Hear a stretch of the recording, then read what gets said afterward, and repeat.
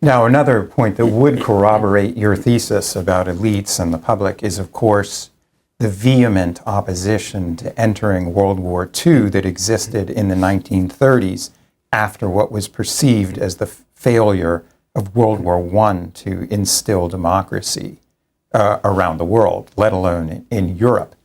So we do have a strong isolationist tradition in this country that goes along with the liberal internationalism that you describe in your book. What is your perception of the vigor of the isolationist, or if you want to, contemporary languages, restraint? Yes. Well, that's a very good question because it points toward the future. Let me make 2 points here. First, an historical point, which is one of the important themes of the American way of foreign policy, and that is every single American war, without exception, and I count 12 significant wars in the book, has evoked opposition and dissent. That was true in the Revolutionary War, where a number of the colonials fought on the side of the British, and those who were pro-British decamped to Canada. But it's been true throughout. World War II was significant because the opposition came before the war, not afterward. Right. But there's been opposition throughout. So anti-war dissent is as American as apple pie. Now, on the issue of isolation, I think a better term, and one that historians generally prefer, is non-intervention. Americans never wanted to be cut off from the world entirely and never thought that that was feasible. From the very beginning, from independence, they wanted to trade throughout the world, but they did not want to become involved in European politics. They thought that was a losing proposition. Now, it's important to note that non-interventionism, all the way through the 19th century and up to 1917, when the United States sent troops to Europe to fight in World War I, was partly conditioned by the fact that compared to the great powers of Europe, the United States was weak. And so if the United States joined a coalition, it would inevitably be a junior partner. And American leaders, starting with George Washington, feared that as a junior partner, the United States would be manipulated and its interests would be sacrificed. George Washington fully appreciated that the United States could never have won the Revolutionary War without France, but he didn't really trust the French. And although the colonists had made a commitment not to make a separate peace with Great Britain, they went ahead and did so without the French coming along. So there was a suspicion of entangling alliances or permanent alliances throughout the 19th century and involvement in the affairs of Europe. But I think a lot of that had to do, not everything, but a lot had to do with American weakness. And indeed, in his farewell address, where George Washington warned against permanent alliances, he also said, in a phrase that is not as often cited as it should be, "We're weak now," I'm paraphrasing, "but someday we'll be strong, and then we'll have other options." And when the United States did become strong, and by 1917 it had the largest economy in the world, it did pursue other options. But, as you say, withdrawal from Europe is an option for the United States in a way that it isn't, of course, for the Europeans. And after World War II, it wasn't clear that the United States would remain in Europe. If it weren't for what Stalin did in Eastern Europe, the United States might have brought all the troops home and kept them home. And Franklin D. Roosevelt, at the end of his life, in dealing with Joseph Stalin at the summit conference in Yalta, took his cue and was deeply influenced by the presumption that the United States would not stay in Europe, that the Soviet Union would be the dominant power there, and that the United States would have to try to craft arrangements around that fact. Now we have a president, Mr. Trump, who seems less committed to an ongoing presence in Europe, than have been all the presidents since Harry Truman. We don't know what consequences that will have either in his term of office or afterward, but it has to be said that in criticizing, if not repudiating, the American presence in Europe, he is drawing on an older tradition of American foreign policy. Now, you emphasize in your book one of the attributes that you think makes American foreign policy or its approach to foreign policy unique is that it does not pursue economic ends in themselves, but uses economics as a tool. Can you expand upon that? Yes. The dominant mode of international economic policy when the United States became independent was called mercantilism. And the idea was that countries should use their foreign policies to benefit themselves economically. There was the view that a positive balance of trade was the desired end for international economic policy. And Adam Smith wrote his landmark 1776 book, The Wealth of Nations, in part to repudiate that notion. And the United States never embraced mercantilism, in part because the Americans felt that they had been the victims of mercantilism. The so-called Navigation Acts had cut the colonists partly off from trading with other countries, which would have been to their benefit. Incidentally, the colonials were not as penalized by British mercantilist policy as they might have been because they were scofflaws. They simply ignored British laws when they found it inconvenient. So, and the United States was not powerful enough to practice mercantilism. And throughout American history, Americans have not adopted the view that American trade policy should emphasize a trade surplus, although Mr. Trump has adopted that view.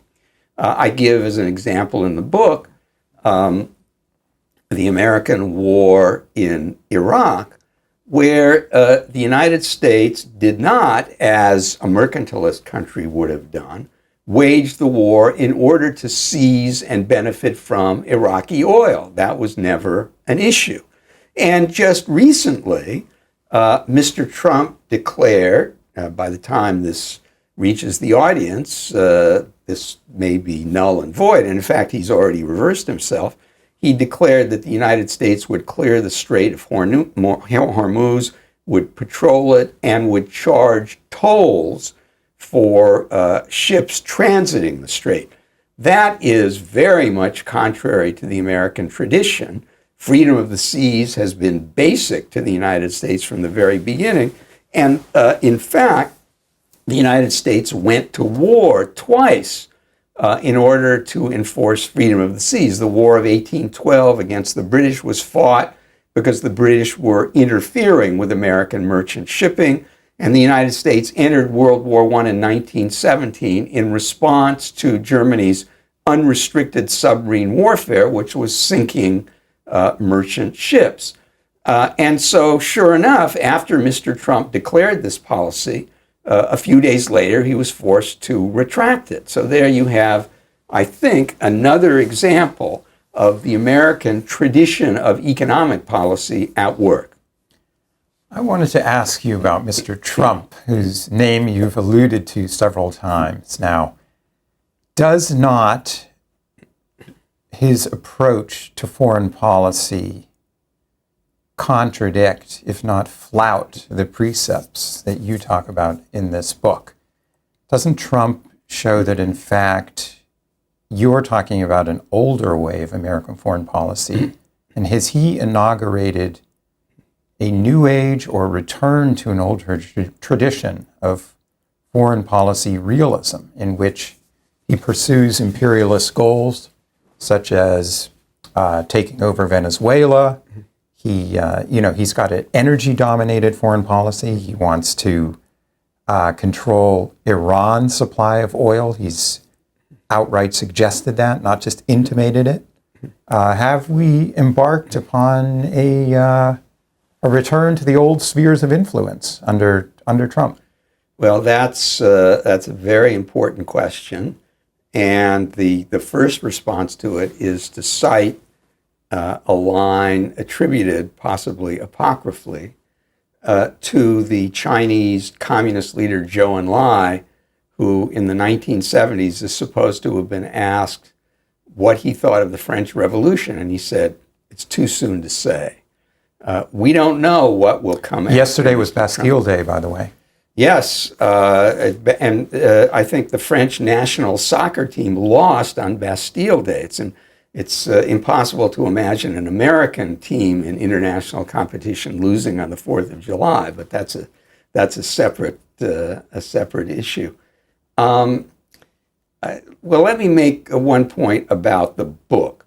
The book's argument is that the three enduring features of American foreign policy encompass both the old and the new foreign policy, both the pre and the post-1945 policy, so that when it comes to America's ideological foreign policy, the United States has always pursued it, although prior to the 20th century, it sought to spread American ideas and American values by force of example, not by direct intervention. Now, the critics, I'm going to jump in here, the critics of American foreign policy in Beijing and in Moscow, including Mr. Putin, will deride and scorn all of this talk about liberal internationalism. They argue that it's a smokescreen for American power. The idea of National Endowment for Democracy, these are all weapons for spreading American influence. And Trump has simply stripped away the veneer. Well, they do say that, and they would say that because they are fearful of the political ideas that the United States seeks to disseminate. The United States is often accused of hypocrisy, of using, as you elegantly put it, its ideas as a smokescreen. I think the United States has been inconsistent. It has often followed a realist policy. It has sometimes allied itself with emphatically undemocratic regimes, such as its alliance with the Soviet Union in World War II.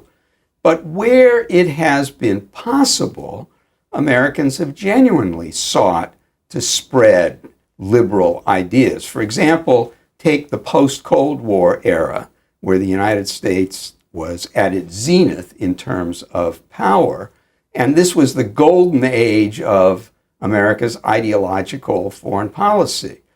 It practiced humanitarian intervention, it practiced nation building or state building, which I prefer to call it, where it sought to spread American political ideas. And in the places where it intervened, it had nothing to gain, and indeed gained nothing. The humanitarian interventions brought the United States nothing geopolitically or economically.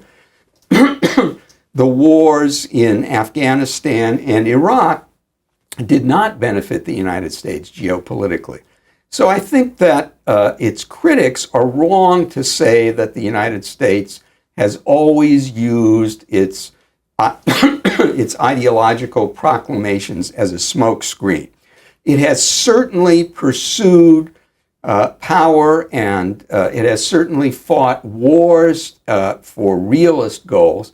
But in my view, looking back over American foreign policy over the course of 250 years, as I describe in The American Way of Foreign Policy, and as I document at greater length in the 4 Ages of American Foreign Policy, it really works the other way around. That is, it's not that the United States has used its values as a screen for a realist foreign policy, but rather that the United States has undertaken realist foreign policies as a way of trying to promote its values. And indeed, if you look at the 3 great conflicts the United States waged in the 20th century, the 2 world wars and the Cold War, those were power political wars. Those had to do with considerations of security, concerns that if America's adversaries won, they would decisively set back American interests. But those were also wars of ideas. In all three cases, the United States believed that it was defending the principle of democracy and countries that practice democracy. And in all three cases, it was correct. World War I gives the lie to the realists, the Chinese, and the Russian charge as well. Wilson proclaimed these goals. He tried to implement them. He tried to implement his idealist goals at the Paris Peace Conference. And although the United States was one of the winning powers, it did not collect the power and the influence that it might have. It could have stayed in Europe and been a European great power, but it didn't. It went home. Realists and the Chinese communists and Putin would never have predicted that, and they cannot explain it. Well, as we know, there are lots of problems with the realist model. I think it was John Mearsheimer who predicted in 1990 or 92 after German reunification that France and Germany would be at war within 20 years. So, I mean, it's foreign policy realism is useful, but it has its limitations. It does indeed. The realists remind me of the joke about economists, that they've predicted 10 out of the last 5 recessions. Political scientists are not very good at predictions, myself emphatically included, so people should beware of their predictions. But the realists are people who sometimes, and the person you've cited is a very good example, who insist that nations must behave the way they believe nations do behave. There's another academic joke that makes this point. It's about the once well-known French anthropologist Claude Lévi-Strauss. Lévi-Strauss did field work in South America, and he came up with some very complicated examples of how culture actually worked. They were interesting, but they didn't seem to apply to any other part of the world. And somebody once remarked that Lévi-Strauss was very lucky to have found a tribe that thought just the way he did.